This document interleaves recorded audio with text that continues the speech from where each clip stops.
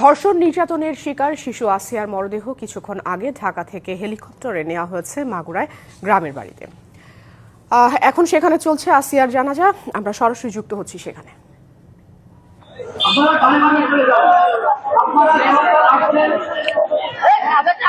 মাগুরাতে কিন্তু আসিয়ার যে মরদেহ, সেই মরদেহ আসে ঠিক 6টা 35 মিনিটে মাগুরা স্টেডিয়ামে, এবং এই স্টেডিয়ামে হেলিকপ্টার, সেনাবাহিনীর একটি হেলিকপ্টারে কিন্তু এই মরদেহটি আনা হয় এবং মরদেহটির সাথে কিন্তু আসিয়ার মা, বোন এবং আত্মীয় স্বজন থাকে। এবং সেই সাথে আমরা দেখেছি যে ঢাকা দক্ষিণের যুব দলের সদস্য সচিব রবি ইসলাম নয়ন তিনিও ছিলেন, সেই সাথে উপদেষ্টা পরিষদের সদস্যরাও ছিলেন।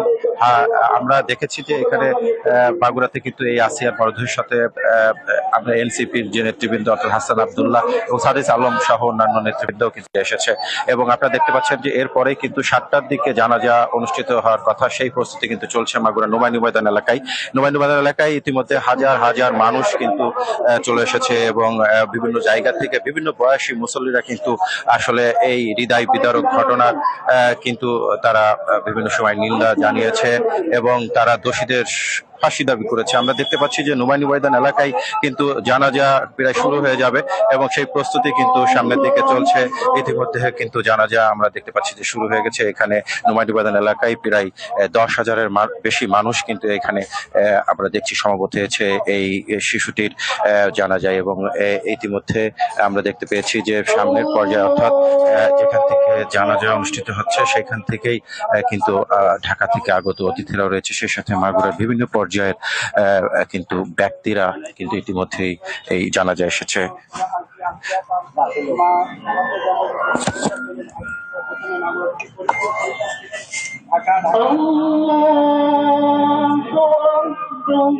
আজকের বেলা 1টার সময় তার সংবাদটা আমরা এখন দেখাচ্ছি। জানাজাটা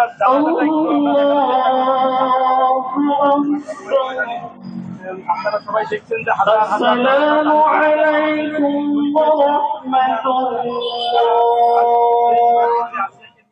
ছিল তার মৃত্যু সংবাদে, যেমন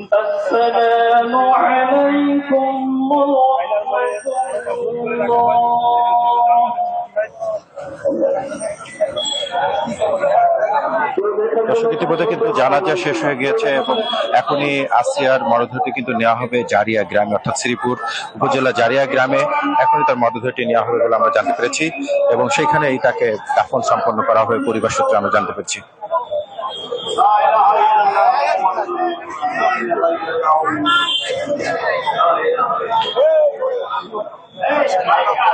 ঠিক মাগুরা থেকে প্রায় 8